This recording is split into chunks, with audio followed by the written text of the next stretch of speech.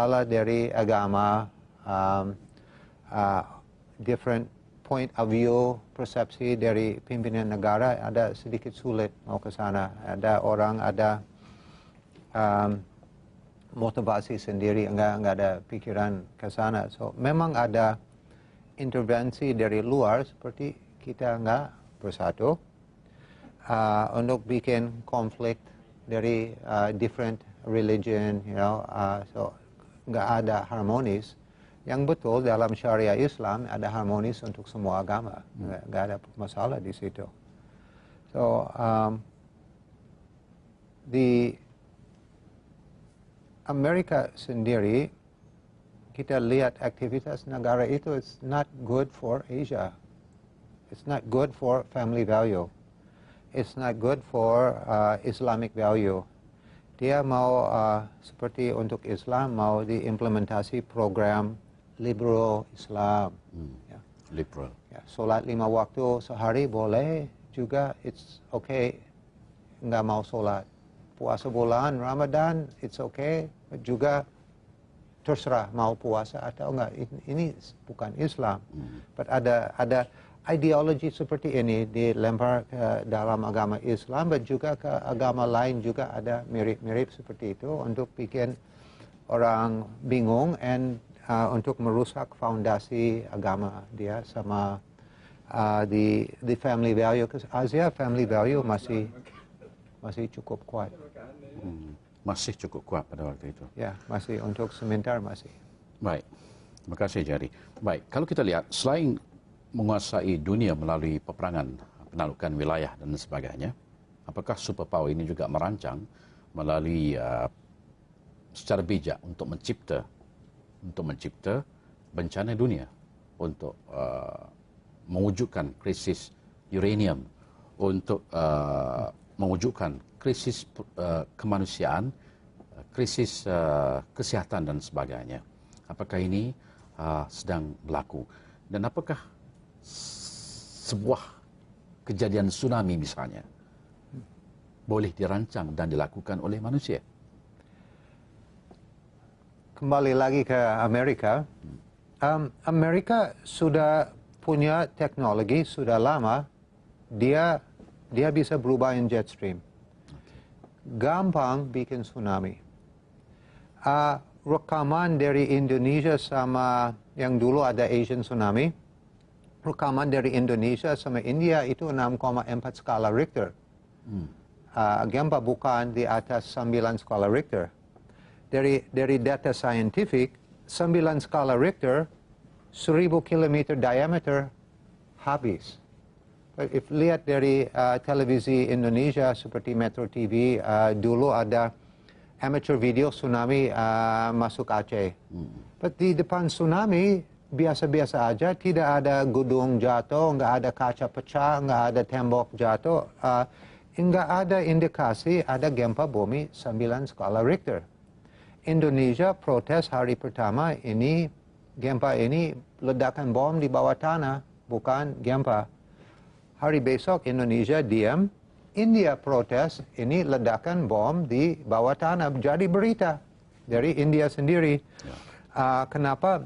Semua gempa bumi ada vibrasi nama S-wave. Seperti kita tarik tali lebih kencang, di samping ada vibrasi pip pip pip pip pip, jadi gempa, ya.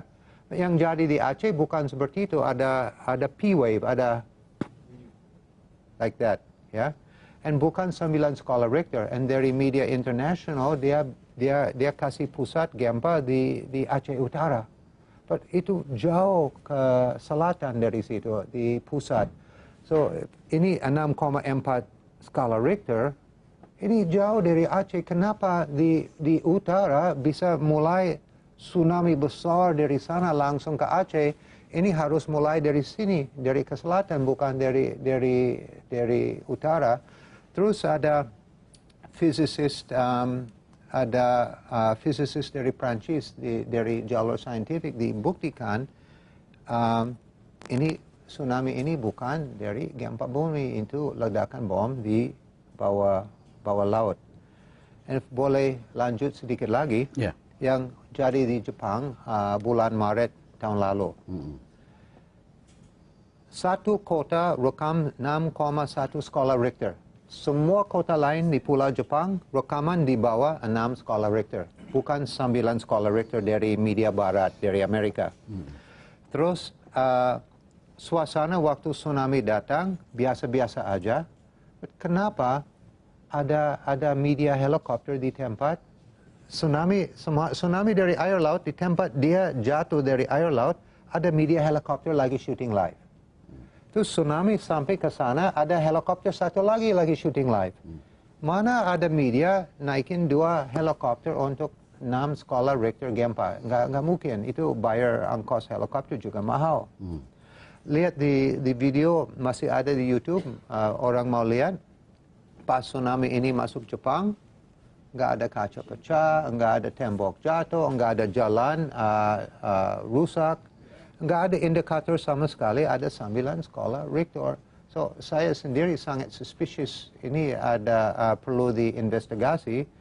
Tapi tim-tim investigasi internasional dari Barat, di New World Order, pegang tim-tim ini. So, masalah tidak bisa percaya hasil dari dia. So, di teknologi untuk bikin musim kering atau wet season lebih panjang sudah ada dari sistem HAARP, High Frequency Radio Wave dari Amerika. Baik, terima kasih. Jadi banyak lagi kita akan minta pandangan Jerry DeGray ini, dan saya fikir ini merupakan satu pandangan dan juga buah fikiran yang sangat jarang untuk kita dengar. Baik, kita akan berehat dulu seketika. Kita akan bersama lagi selepas ini, dan jangan ke mana-mana, teruskan bersama kami di Al-Kuliah TV3.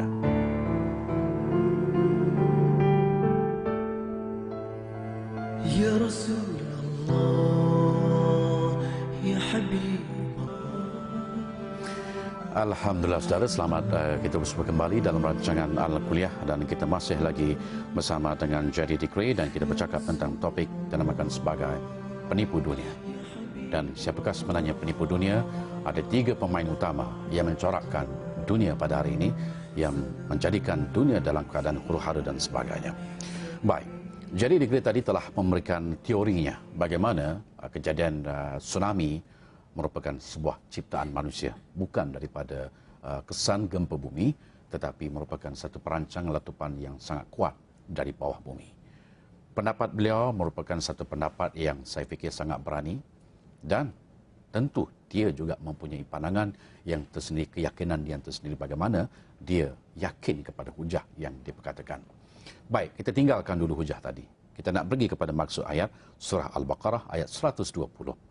Yang saya bacakan maksudnya, sekali-kali tidak akan reda orang Yahudi dan Nasrani sehinggalah kamu mengikut jalan-jalan mereka. Jerry DeGray pernah berada dalam agama lain sebelum ini, kini berada dalam agama Islam. Pandangan Jerry DeGray terhadap ayat 120 ini. Oh, lihat di Palestina. Diizinkan Yahudi dari Israel boleh ambil tanah dia. Dia nggak ganggu orang Palestin. Orang Palestin lempar batu, mau fighting, mau pegang hak milik dia. Israel kirim pesawat perang, bom Israel, ya. Dia nggak bom Palestina. Dia nggak mau stop ganggu orang Palestina sebelum dia ikut yang semua Yahudi minta dari dia, ya. Bukan semua orang Palestina Muslim, ya. Ada Palestina Yahudi juga, ya. But di Jakarta or di Indonesia ada pastor pernah bilang kita agama Kristen kena laknat dari Tuhan sebelum semua Muslim masuk agama Kristen. Laknat ini Tuhan gak mau lepas. Ada pendeta lagi omong seperti itu, yang siapa ikut dia mau kerja keras untuk ajak orang Islam ke agama Kristen. Sampai dia dapat mobil kijang, 100 orang masuk agama Kristen dapat hadiah mobil kijang. Ikhlas atau tidak, yang paling penting di tanda tangan surat ini dia mau terima agama Kristen. Dan dia cari-cari orang miskin. So dia ikut agama Kristen, dia bisa makan, ada tempat tinggal, bisa sekolah, ya. Dia nggak ikut agama Kristen, dia lagi cari jalur hidup. But ada fanatik seperti itu. Nah, saya orang Kristen, saya nggak mau orang Muslim ikut agama saya, dia nggak ikhlas. Seperti Islam harus ikhlas, ya. But lihat ancaman dari Amerika, di bom Timur Tengah, di fitnah ustadz-ustadz kita, di fitnah Saddam Hussein, Iraq, Afghanistan, Jordan, Syria, Iran, Libya. Gaddafi masih hidup hari ini, saya bisa cium tangan dia, saya mau cium tangan dia. Saya tidak lihat ini teroris, saya lihat ini orang baik. Dia berani stand up ke Amerika, dia stand up ke Amerika, PBB tugas sama Amerika, fitnah, tidak ada bahan bukti kesalahan dia jatuh sampai bunuh dia. So ini udah jelas dari tentara Kristen selalu dihancam negara-negara Islam. And di belakang ini Yahudi, Israel. Ini yang ada tugas sama-sama. Yahudi manipulasi Amerika untuk perang sama Irak, manipulasi Amerika untuk perang sama Afghanistan. Orang Israel sendiri saya lihat takut, dia manipulasi orang, dia sendiri nggak mau perang. Sudah semua mati, nggak ada tenaga, baru dia berani maju. But memang dia mau kita ikut dia. Itu sudah jelas, yang ayat ini di dalam Al-Quran kita bisa lihat sehari-hari dari berita, memang dia nggak mau berhenti sampai kita ikut agama dia. Jadi Great, daripada pembacaan saya di dalam buku ini, Jadi Great telah menggugurkan kerakyatan Amerika. Adakah benar? Menggugurkan, melucutkan, melepaskan kerakyatan Amerika. Okay. Saya dulu punya paspor Amerika, ya. Okay. Malu saya punya paspor Amerika. Kenapa? Banyak dosa dari government Amerika. Saya nggak support dosa ini. Banyak crimes against humanity. Di government Amerika, berapa presiden dari Amerika harus masuk sidang internasional untuk crimes against humanity, seperti George Walker Bush. Orang ini udah jelas bukan masuk sidang aja, dia harus dihukum, nggak dihukum. Warga Amerika, ada puluhan ribu warga Amerika tinggal di bawah jembatan. Tidak ada rumah, tempat tinggal, tidak ada makanan, nggak ada kerja, tidak bisa bayar dokter. But Israel, rumah sakit gratis, ya. Sekolah gratis. Mana ada orang Yahudi di Israel tinggal di bawah jembatan? Kenapa enggak? Puluhan miliar dolar hak milik Amerika dikirim ke Israel, dikirim ke Israel. Saya nggak mau bayar pajak sama negara seperti itu. Pajak saya untuk negara saya, bukan lempar ke negara seperti itu, ya. So, saya malu, I'm ashamed. Saya, alhamdulillah, sudah 27 tahun nggak pernah injek negara Amerika. Tidak mau, alhamdulillah, 2 tahun lalu sudah jadi warga negara Indonesia, punya paspor hijau yang saya cinta. Paspor Amerika saya nggak cinta. Ini negara banyak dosa, ini government Amerika. Indonesia ada banyak masalah, tapi dia nggak ada banyak dosa sama negara-negara lain seperti Amerika. Yeah. So alhamdulillah sekarang udah tidak malu lagi sama. Memang ini untuk saya ujian berat juga, sangat berat. Baik, terima kasih Jari. Akhirnya, apa di antara pesan nasihat yang ingin Jari berikan kepada rakan-rakan sesama Islam, saudara-saudara sesama Islam di Malaysia? Untuk saudara-saudara Islam di Malaysia, kita harus bersatu, ya. Kita harus ikut sunnah Rasulullah yang benar. Tolong sama semua warga Malaysia harus baca Al-Quran, harus baca hadis. Banyak Muslim malas, nggak mau baca hadis. Harus baca hadis. Buka mata, lihat suasana di dunia. Sekarang lihat hadis. Ini betul sebentar lagi Dajjal mau turun. Kunci untuk jaga diri, kita harus bersatu. Nasionalisme harus kembali kuat, harus cinta negara Malaysia, harus siap fight untuk negara Malaysia. Jangan sedih ada banyak gangguan di dalam negara ini, atau seperti kita di Indonesia juga ada banyak goyang-goyang. Ini memang ada intervensi dari luar, but harus sadar. InsyaAllah kita ikut agama Islam yang benar, yang betul. Allah terima doa kita, jaga negara Malaysia, bantu kita untuk cepat-cepat maju. InsyaAllah, terima kasih banyak. Amin, insyaAllah. Ya, ribuan terima kasih kita ucapkan kepada Jerry de Grey yang telah pun bersama kita. Beliau datang sempena dengan pesta buku yang berlangsung di PWTC, dan karyanya, banyak sekali karyanya, tetapi yang terbaru yang ada di hadapan ketika ini. Jadi penulisan itu membuka minda kita untuk kita mengetahui apakah di antara isu yang berlaku di peringkat jauh global, bagaimana penipu dunia ini, penyanggak dunia ini, Yahudi, Freemason dan Illuminati membentuk satu kuasa superpower yang sangat kuat, dan inilah merupakan satu cabaran di akhir zaman. Dan insya-Allah kita boleh mengubah untuk terus bersatu bagi membina kekuatan umat Islam. Kenang-kenang balik di antara kekuatan kerajaan Osmaniyah. Tidak ada benda yang mustahil dalam kehidupan kita ini, asalkan kita kembali kepada ajaran Islam yang sebenarnya. Jadi terima kasih sekali lagi pada Jerry de Grey. Ya, terima kasih juga. Terima kasih juga kepada para penonton yang telah pun mengambil bahagian dalam perbincangan kita pada petang ini. InsyaAllah kita jumpa lagi pada hari dan waktu yang sama pada minggu hadapan. Sekian, wabillahi taufiq wa hidayah. Wassalamualaikum warahmatullahi wabarakatuh. Waalaikumsalam.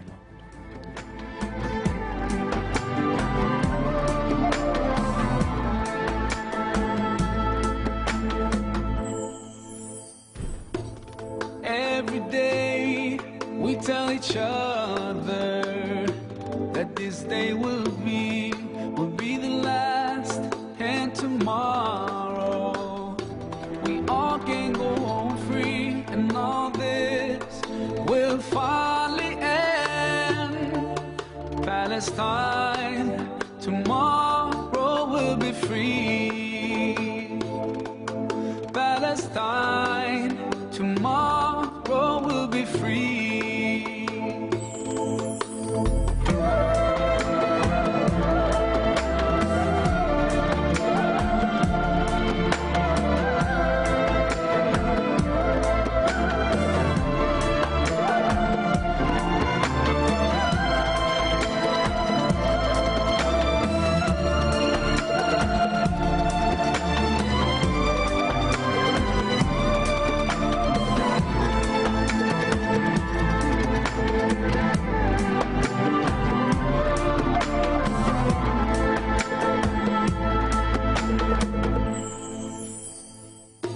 No mother, no father to wipe away my tears. That's why I will cry. I feel scared, but I won't show my fears. I keep my head high, deep in my heart. I never have any doubt that Palestine, tomorrow will be free. Palestine, tomorrow will be free. I saw those rockets